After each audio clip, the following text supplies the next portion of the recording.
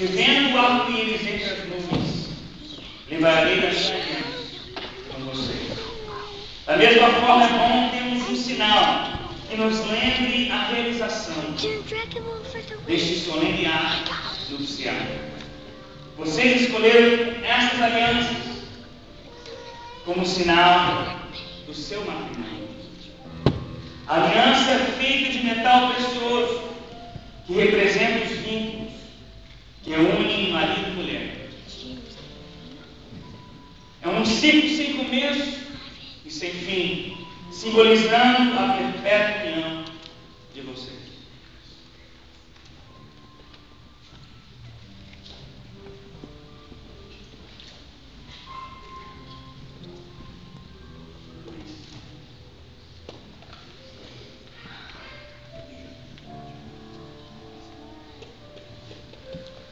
Luiz,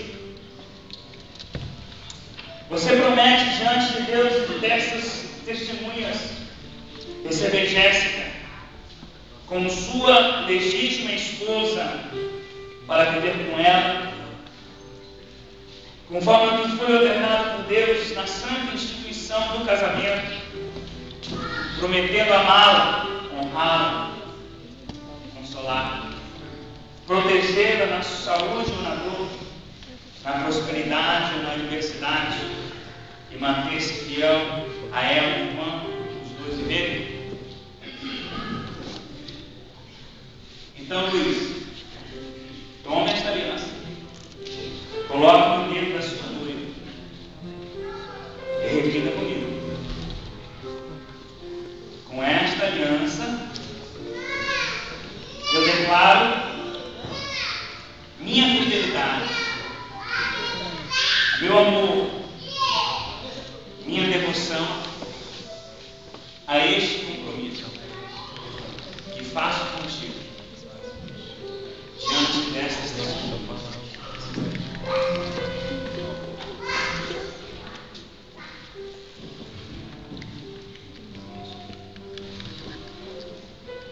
Jéssica, você promete diante de Deus e destas testemunhas receber como seu legítimo esposo para viver com ele, conforme o que foi ordenado por Deus na santa instituição do casamento, prometer amá-lo, honrá-lo, respeitá-lo, ajudá-lo e cuidar dele na saúde ou na dor, na prosperidade ou na adversidade, e manter-se fiel a ele enquanto os dois viverem. Então, Jéssica, tome esta aliança, coloque no dedo do seu noivo e repita comigo: com esta aliança eu me caso com você, e por este ato declaro diante de Deus e das testemunhas que recebo como meu esposo e serei fiel esposo. Luiz, proteja esta mulher que agora se submete ao seu cuidado e esforce-se para demonstrar o seu amor por ela,